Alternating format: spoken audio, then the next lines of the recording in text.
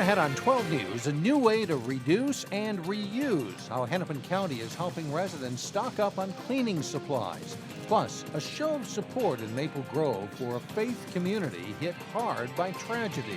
We are all brothers and sisters. But first, controversy grows over the state's first ever wolf hunt. 12 News starts right now. An animal rights group is putting up billboards all across the metro to oppose the first ever wolf hunt in Minnesota. One of those billboards is expected to go up in Plymouth tomorrow. As Sonia Goins shows us, there's a lot of controversy over the hunt. Howling for Wolves is taking aim at the state's first ever wolf season by putting up billboards like these. We felt that we had to push people to action. Wolves were taken off the federal endangered species list in January. Under state guidelines, the DNR was supposed to wait 5 years before doing a hunt, but the state legislature got rid of the moratorium. It is way too soon and reckless to start a random wolf trapping and hunting season. It's a perfectly reasonable and logical management tool. The DNR says the number of wolves in Minnesota is growing. We have about 3,000 wolves in the state. That population has been stable or slightly increasing from 2008. So there's definitely an opportunity for us to hunt. But groups like Howling for Wolves say the numbers are shrinking. These are not problem wolves. These are not wolves that have had any difficulties with man interaction or livestock interaction. These are random wolves functioning in our northern Minnesota territory where we have actual wolf habitat that, by the way, is dwindling. A recent survey by the DNR shows nearly 80% of people polled are opposed to the hunt. But the DNR says the hunt will still go on. There's a great deal of interest in Minnesota to have a wolf hunting season on the part of farmers, ranchers, sportsmen, and that sort of thing. So yeah, it's a reasonable thing to do. Minnesota wolves are a legacy animal in our state, and we'd like to carry on this legacy for the next generation. Now, the wolf season starts November 3rd, and hunters will only be allowed to shoot or trap a grand total of 400 wolves. Meanwhile, several animal rights groups say they plan to hold a rally at the DNR on Thursday. Mike and Alex? All right, thanks, Sonia. A Brooklyn Park neighborhood has revived a tradition months after it was rattled by a triple homicide. Residents in the College Park neighborhood reunited for National Night Out on Tuesday evening. The neighborhood has endured a lot lately. Last April, Delois Brown and her elderly parents were shot and killed in what police called a targeted crime. Organizers of last night's event say they've already noticed a difference in neighbors getting to know each other better. It's the first year. We know that it's going to take some time to build up, so really just the goal for this year is to make flashy signs and let people know that we're actually doing stuff down here so that hopefully these events will start to pick up over time. I think it's absolutely wonderful. Where I'm from, they didn't have this, and I wish they would have. Ashley moved to Brooklyn Park from Missouri. Brooklyn Park typically has one of the highest participation rates for cities of its size on National Night Out. This year, the city had the highest number of registered block parties ever. Their faith was tested 6 years ago when the Hindu temple in Maple Grove was vandalized. But this week, the Hindu community of Minnesota came together to honor another religion, those of the Sikh faith.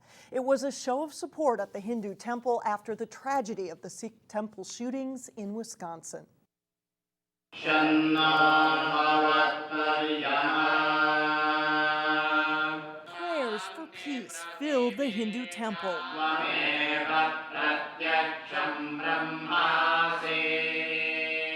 As one family of faith reaches out to another. We must recognize we human beings are all interconnected. We are all brothers and sisters.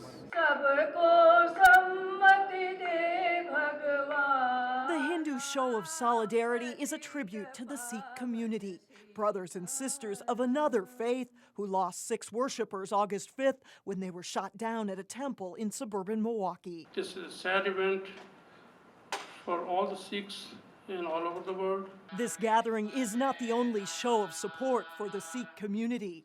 Kehar Singh told the crowd their faith is not shaken by the events in Wisconsin, but rather bolstered by the outpouring of concern from people of all faiths, Muslims and Christians, Hindus and Jews. We have had flowers delivered by the people we don't even know.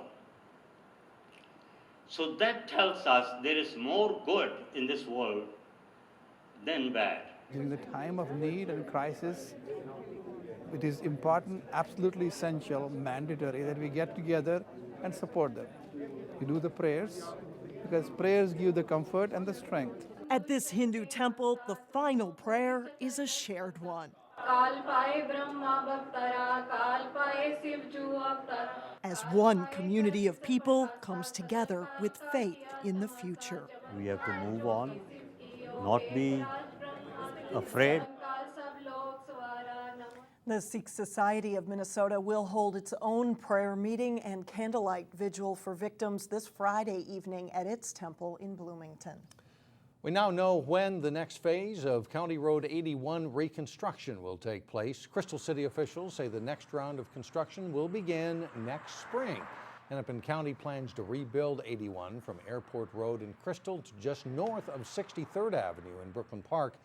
The Lakeland Avenue frontage road will also be rebuilt. The construction is expected to last about a year.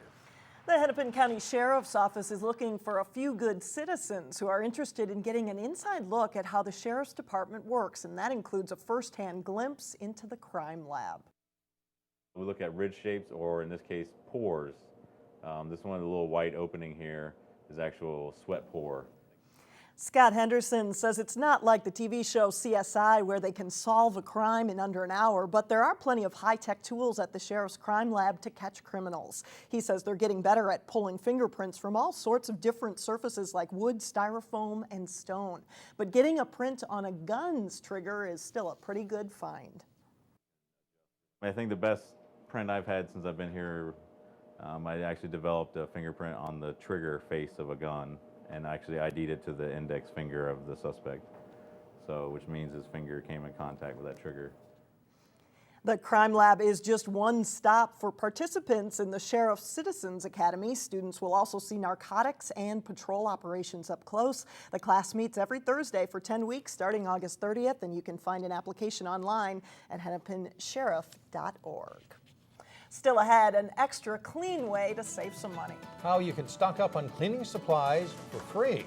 Then later in sports, a local high school football team gets an early start this season as part of the new 0-week concept. But first, it's a look at your AccuWeather forecast.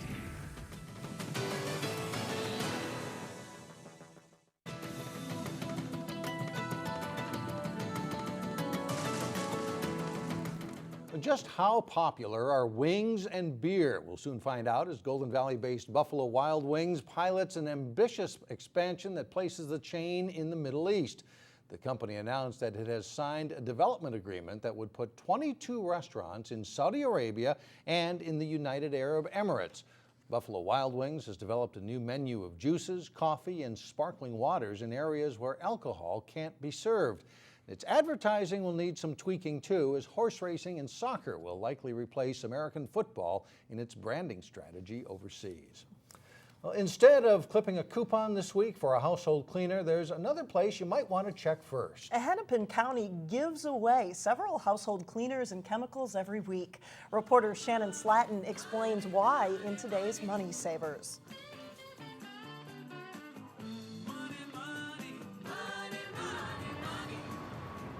Generally speaking, items aren't there 24 hours.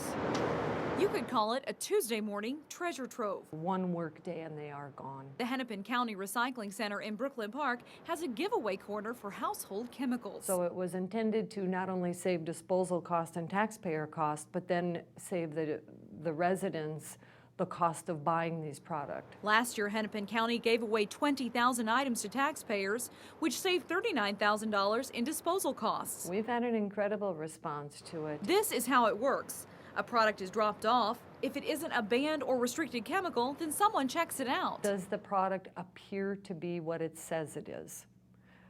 Paints are stirred Aerosols are sprayed. Then accepted items go up on the shelf at the Free Product Center Tuesday morning at 10 a.m. You might be looking for something and it could be regularly there, or it might not be there for days or weeks. So it's a bit of a hunt. Here at the Free Product Center, you never know exactly what you'll find. It's pretty common to find things like paint, lawnmower oil, wallpaper stripper, grout, and tile sealer. But on a day like today, we also found shower cleaner, furniture polish, dye for clothing, and even Armor All to clean your car. If you want to use the item in a very short period of time, you might be out of luck. But if you're able to plan ahead for if you've got a project or something coming up and your time allows you to do it, patience, because it's truly the hunt. You must be over 18 to take an item home. You must also fill out a form noting exactly what you're taking. Not only has it benefited individuals, but a lot of organizations of new residents, people that are just establishing themselves in a home, immigrants, a lot of nonprofits. In Brooklyn Park, Shannon Slatton, 12 News. And there are 3 things, Shannon tells us, that you won't find on the shelf at the Free Product Center. No personal hygiene products, nothing pet-related, and no pesticides either. Here's a way to collect some cash. Coming up, a picture-perfect way to win some prize money. But first in sports, we'll meet the catalyst for the Robbinsdale Little League All-Stars, John Jacobson. Has that and more when we come back. John Jacobson now with sports. Time to check the calendar, I guess. Football season is already here, and there's people been practicing and working for this for some time. So far, just one team practicing, though. It's kind of an interesting story. The Hopkins Royals. For most of the high school football teams, their first game of the season is either the Thursday or Friday before Labor Day. But some teams are getting a head start on the season, playing games in the so-called 0 week. That includes the Hopkins Royals, who will play their first game on August 25th. Jason Malillo has more on the Royals' 0 week preparation. The 2012 football season is underway for the Hopkins Royals. Hopkins is on the field a week before most teams. That's because the Royals will play an early game this season, taking advantage of the 0 week. There are a couple challenges, when you start a week earlier, sometimes families plan vacations, for that last week right before football. And all of a sudden, switching over to 0 week, this caused a little bit of confusion in that area. But beside that, the kids are doing great. Our weather, it's been hot, but it hasn't been as hot as it was earlier in the summer. So we're able to get a lot of things done, and we've got a good group this year, and it's been a fun experience so far. Preparation-wise, Hopkins is following its normal preseason routine, but the scheduling change gives the Royals an extra week of 2-a-day practices before school starts, an advantage most teams won't have. School is a distraction, especially when guys got hard classes and stuff, and they might be bummed because they're not learning the stuff in the class right. But when we get to come out here before school even starts, no one has anything on their mind except for football. Hopkins' 0 week opponent will come all the way from Texas. Bel Air Episcopal is a small private high school in the Houston area, and it's a pretty good football program. Episcopal is a perennial contender in its conference and has a senior quarterback that's getting looks from several Division I colleges. Supposedly one of the top 10 quarterbacks there in the state of Texas this year, and he's a big athletic fella. He's a real strong guy and runs real well, and they've got a couple real good athletes too. It's a private school, and they've been real successful. We're just so excited to be playing a team from Texas and early, and we're just ready to get into the football season. And beating a team from the state with arguably the best high school football in the country could give Hopkins a nice kickstart to its season. Jason Malillo, 12 Sports. There are 9 0-week games this season, 8 on Friday, August 24th, and then the Hopkins-Bel Air Episcopal game on Saturday the 25th at 1 o'clock at Hopkins High School. It's been a pretty successful trip so far for the Robbinsdale Little League All-Stars of the Midwest Regional Tournament. Robbinsdale beat DeSoto, Missouri 10-4 in their final pool play game Tuesday night to finish 3-1 in pool games. Donovan Hall had 3 hits and 3 RBIs.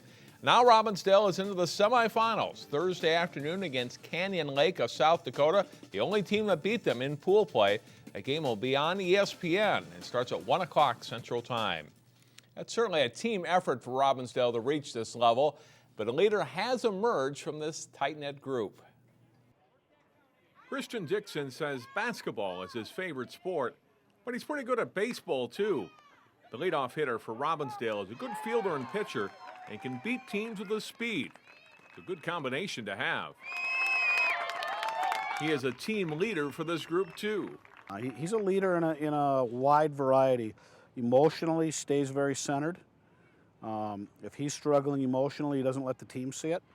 So he really helps with a sense of calm on the team, regardless of what's going on. He is a very mature 12-year-old. It just gives me the opportunity to teach my teammates and also to teach myself what it means to be a team player. And it's a lot of fun. Christian got a nice surprise Monday when his brother, an airman in the Air Force, showed up for his game against Iowa. It's fun to see my brother here, and it just motivated me that we needed to get this win. It was a lot of fun seeing them win. It was an added bonus. He had no clue that I was coming, so nice surprise for him too. He is a fun player to watch, and right now Christian Dixon is loving the summer of baseball.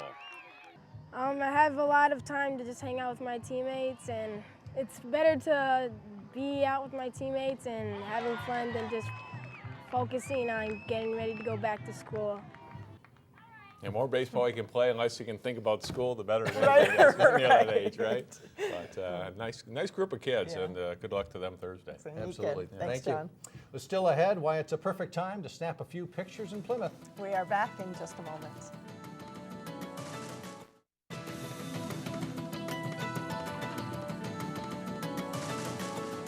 All summer, we've been showing you 3 things you may not have known about cities here in the Northwest Metro. And on Thursday on 12 News, we bring you our final installment of 3 things as we highlight Golden Valley. And so they built this one-room church, and they began having religious services from a horseback riding preacher who came from St. Anthony in the Maine. The origin of the Little White Church in Golden Valley is just one of the tidbits that we'll feature on Thursday's edition of 3 Things. Blaine Cleveland will have the full story, which includes history that dates back to the late 1800s. Well, finally, we fast forward to the present now with a story that could net someone some decent prize money. The City of Plymouth and Plymouth Magazine are once again hosting a photo contest. Now here's a look at some of last year's winning photos. There are 5 different categories that you can enter in: nature, landmarks, people, pets, and activities. All photos must be taken in Plymouth, and entries must be submitted by the end of the month. For rules and more details, you can go to plymouthmagazine.com, and there is cash on the line. The grand prize winner receives $100 and a $100 gift card from National Camera. I'm always impressed by the quality of the photos that win. Yeah, the amateurs, but they come up with the neat shots. Good looking shots. Yeah. That's all the news for us. Thanks so much for joining us. Stay with us. Community Corner is coming up next. We'll see you back here tomorrow beginning at 4.